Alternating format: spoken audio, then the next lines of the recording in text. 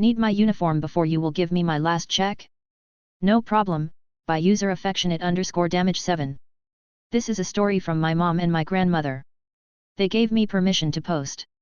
Quite a while ago both my mom and my grandmother worked for one of the local casinos. At the time the casino had a 90-day trial and then you would get insurance.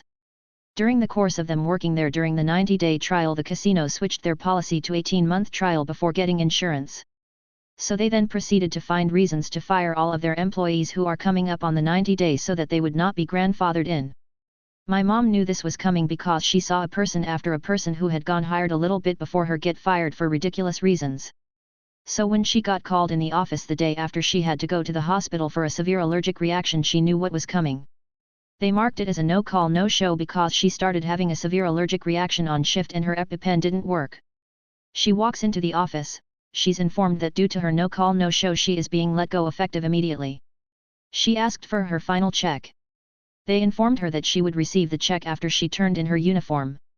My mother proceeded to strip down to her underwear and bra, drop the uniform on the supervisor's desk and demand her last check. She stood there, in her underwear, for 40 minutes while they tried to convince her to turn the uniform in at a later day. Nope, you said I'd get my check when I turned in my uniform. There is my uniform. I want my check. Eventually they wrote out a check. She then walked out, taking the long route through the casino, saying her goodbye to all the staff and regulars on her way out. So, a couple days later when my grandma had her shift she knew what to expect. Because she was coming up on that same time frame. And my grandma proceeded to do the exact same thing. My grandma walked through the crowded casino, in her underwear. Do your job temp and let the full-timers do theirs, by user Hisako315. I am a temp at my current job but I've got experience doing this kind of work, order fulfillment. Last week one of the full-time employees was out sick and couldn't do their job. Management in their brilliance had decided that day to only put temps on one of the two lines and that was the line that the full-time employee was supposed to work on. Being one of the temps that had been there the longest, I took initiative and did the full-timer's job as well as my own. Without making any mistakes that I didn't catch and fix myself. The next day the full-timer was back and I figured I would continue to be helpful since they probably weren't feeling well still. I got pulled aside and cursed out by the person I was trying to help and then later chewed out my management. Their exact words were you do what is assigned to you and nothing else. Leave stuff like this to the full-time people. Their reasoning is I'm a temp so I'm obviously stupid and they don't want me to make mistakes. If something is in the wrong place instead of fixing it I stop what I'm doing until a full-timer comes along to fix it. If something goes empty I don't refill it because that's not what I was assigned to. The kicker is I'm finding full-timers' mistakes and instead of just fixing the issue and not letting anyone know they messed up, I'm making a big deal about how I can't do my job because something is incorrect. Every time someone tells me to just fix it I go I'm just a temp it's not my job. Complied so much on a test, it stopped evil boss from profiling employees, by user Woolen_goose. Update at bottom. TLDR I ruined my boss's personality test he pretended would be anonymous but we knew he was going to use it to profile employees he didn't like. Story, had an evil middle manager boss who eventually lost 1/3 of the team in under 3 months. I had been there longer than him, before his position was built out.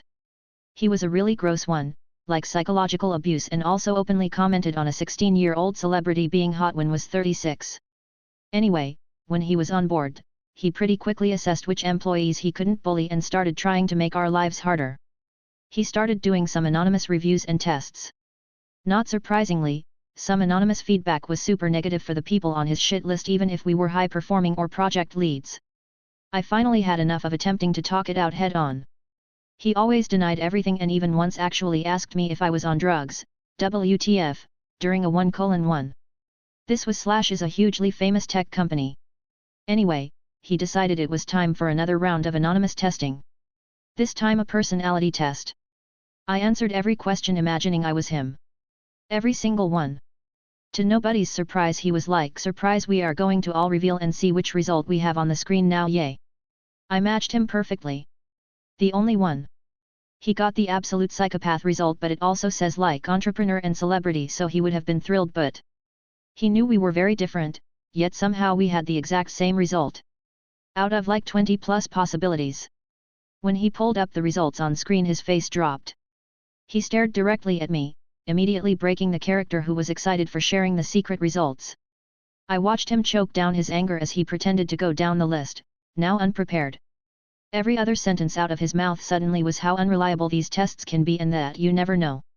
As he dug his hole deeper, explaining backwards regarding this time-wasting team-wide meeting for his stupid exercise originally intended to single out some folks based upon a personality test, I finally found my opportunity. I smiled at him. I smiled with eye contact. No words, everything was said there. I watched him die inside and he still had to fill 25 minutes of his stupid meeting or call it off. I have another malicious compliance story about him.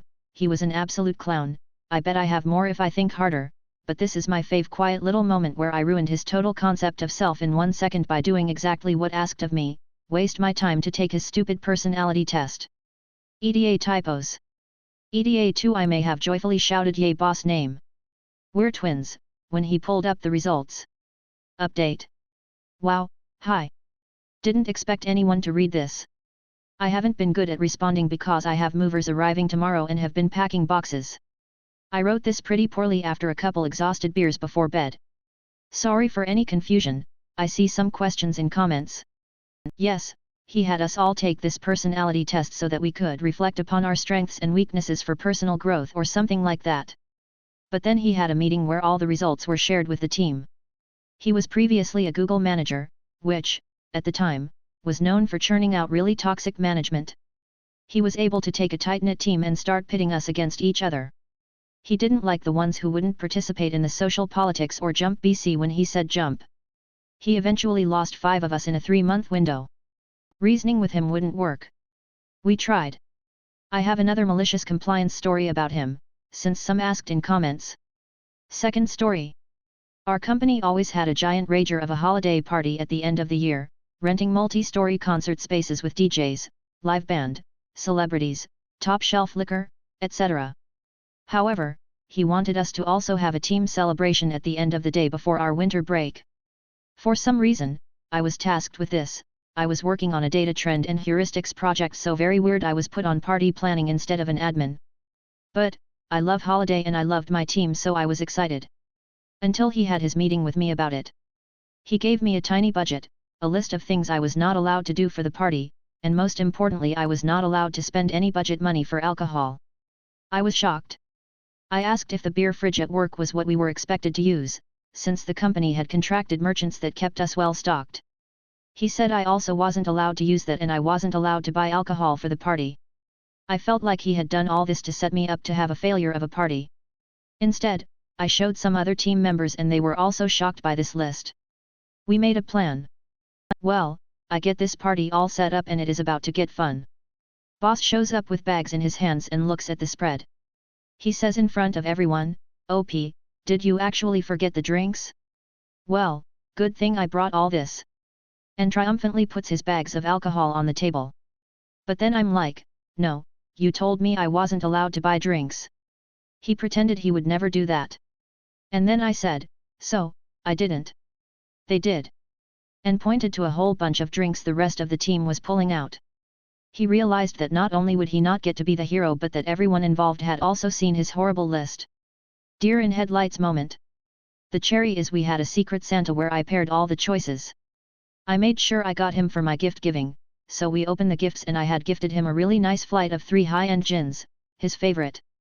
My attention to detail and kindness towards him obviously made him so uncomfortable after what he just tried to pull. He looked so guilty and unable to enjoy it. When the Secret Backfires, by user Manglewood. Around 2008 I was a radiology assistant in a mammography unit, meaning I was the person who ushered in patients, showed them where to put their belongings, gives them the gown and instructions. Another part of my job was keeping the radiology station clean and tidy so that work surfaces were clear and sanitary. Around this same time the secret was huge and my coworkers were all way into it. For those who don't know, it is a ridiculous pseudo-scientific method pushed by Oprah Winfrey that promised you can get whatever you want simply by visualizing and asking the universe for it. The ugly side of this fairy tale thinking is that if bad things happen to you it's your fault because you invited it by putting bad energy out into the universe. I found it wildly inappropriate that healthcare professionals believed that breast cancer victims had caused their own cancers through negative thinking. I fought with a few of the radiology techs about it but I was completely outnumbered so I tried to just keep my head down, focus on patients, and do my job, which included tidying up their own magazines, secret books, and other secret-related materials so that they would leave strewn all over the counters. Since they all hated me for not being in their secret clique, they decided to hang up on me and go to the managers with complaints about my attitude. I was called out of work into a disciplinary ambush meeting where I explained my side of things. One of the higher-up managers totally agreed with me and actually defended me, but at the conclusion of the meeting I was told not to touch anyone else's stuff because there were complaints that I was shoving magazines into the corners and threw away someone's copy of The Secret. I really wish I had, but I actually did not do that. It was a complete lie. So by complaining about me, my idiotic coworkers effectively took away the part of my job which was cleaning up after them. I was no longer allowed to touch their magazines, so they piled up 2 inches deep on every surface, plus empty bottles and yogurt containers, used napkins, cafeteria trays, popcorn detritus, and all sorts of other trash. The workstation looked like a landfill. They would be absolutely seething about it and glaring at me, but I would sit there reading, happily doing absolutely nothing about it since I wasn't allowed to touch their stuff. You want me to stay in my station? Okay, by user correct West 2427. I worked as the lead cook in a very busy restaurant, 50-75k weekly. My boss would write who's working what station, and generally we follow this. My station is the dead center of the line, so the expo and anyone asking for anything look to my station for everything. They don't ask the respective station for what they're looking for, they come to me. I've been noticing everybody else gets to switch their stations and rotate daily. I usually don't mind or care, but after 9 months it got a little tiring. Someone asked me if he could train in my station and I showed him the ropes and he became damn near as good as me in it, so I let him take the ropes on a Saturday night and he did just fine. Fry side wasn't doing too hot and I went over to help them. In the process my boss came over and freaked out to see one of the new guys on my station. He didn't look too happy about it. He called for a meeting the next day, saying that we all have to stay in our station, that's final. Mind you, this new guy on my station was one of the prep guys and was just filling on the line for a week while someone's on vacation. Fast forward to service and the protein side is going down hard along with fry side. New guy peers the corner from prep to see everyone in the weeds and I have no tickets on my printer. I look at my boss, then look at him and tell him to stay put in prep, that we must stay in our stations. Whole line fell and it was glorious to tell my boss to stay in his office and he knows nothing about the kitchen or how to run a line. He went to reply and I shut him up quickly with, "Your station is in the office, fucking stay in your lane." Update: the place is called Bonefish Max in Port St. Lucie.